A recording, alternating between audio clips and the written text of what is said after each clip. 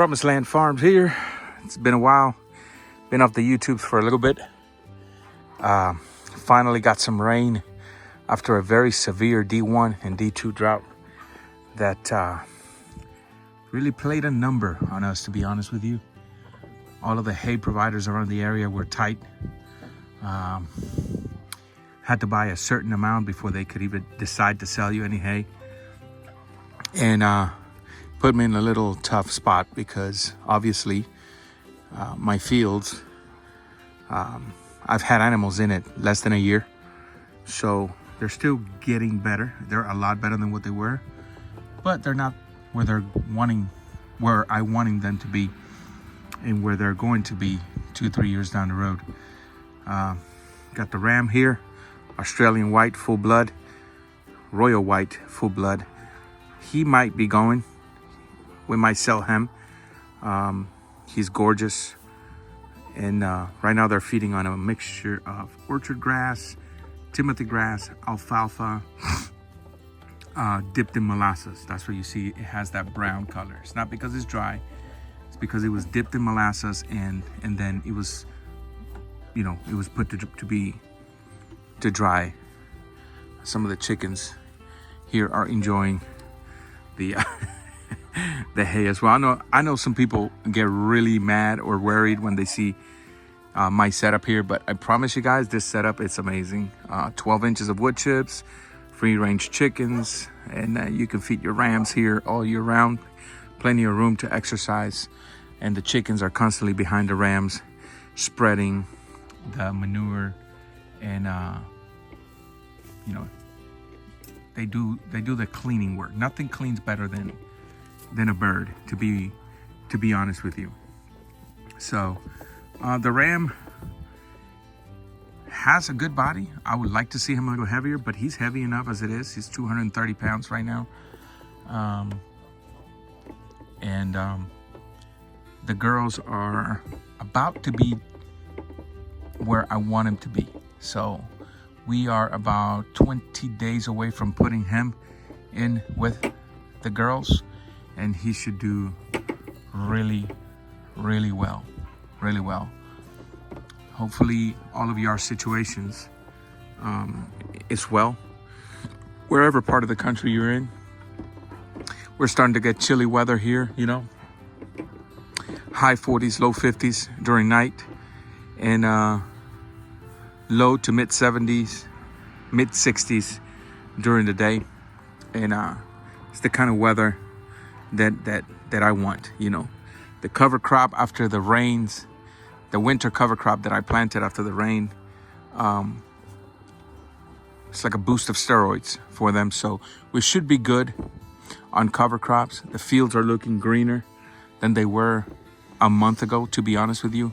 A month ago, I was looking at 5 acres of nothing but yellowish, light brown fields, grass that wasn't even growing a full inch in 30 days.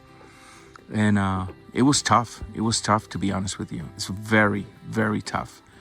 And so, yeah, we were tight there for a second. But we continued on our program. We just, we started feeding hay inside the paddocks as well. And so we got away with it.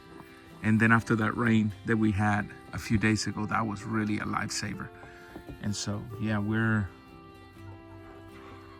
good. We're going to be good. I have all the hay I need right now. I have 30 more bales coming Friday, plus 30 square bales coming Friday, 60 pounds each. And then 2 round bales coming tomorrow. Plus the cover crop, we should be more than comfortable throughout the winter. We should be more than comfortable. And so we'll probably keep them locked in the barn and with access to this outside paddock and that field out there. That field out there is 1 full quarter of an acre. So they'll have access to that, plus this paddock, this open area here, plus the barn for mid-November to mid-December.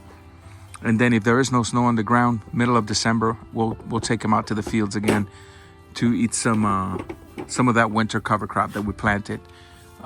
We'll put them out there with a little bit of hay as well. just for room and health. But yeah, this guy is a bully, normal on a ram. I can handle the bulliness though.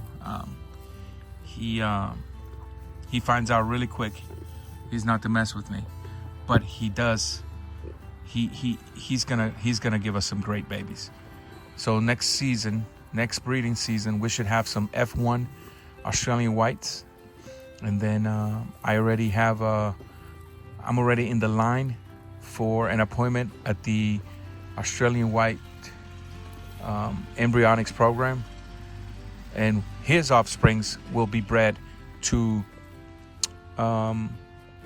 embryos that are imported from Australia, and then we will have some F2s Australian White here. So yeah, we're doing things different. We're experimenting, but everything we experiment with is top genetics. My Katahdins, that I've said it before and I'll say it again, I will always have Katahdins. My Katahdins are top genetics, and bred to him, we should have some great F1s. And my Royal Whites are also top genetics, and bred to him, we should have some excellent commercial sheep.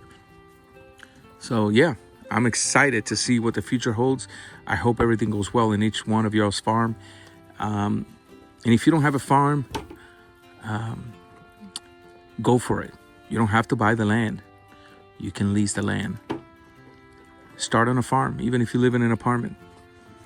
Go out there and find you 10, 15 acres of somebody that has no use but is willing to lease you that land. Sometimes you get them as cheap as $30 per acre per year. And you can get started like that until you do find yourself a nice little farm. So go out there, man. This is peaceful. In this crazy world that we're living in, this brings you a lot of peace. This brings you a lot of skills. And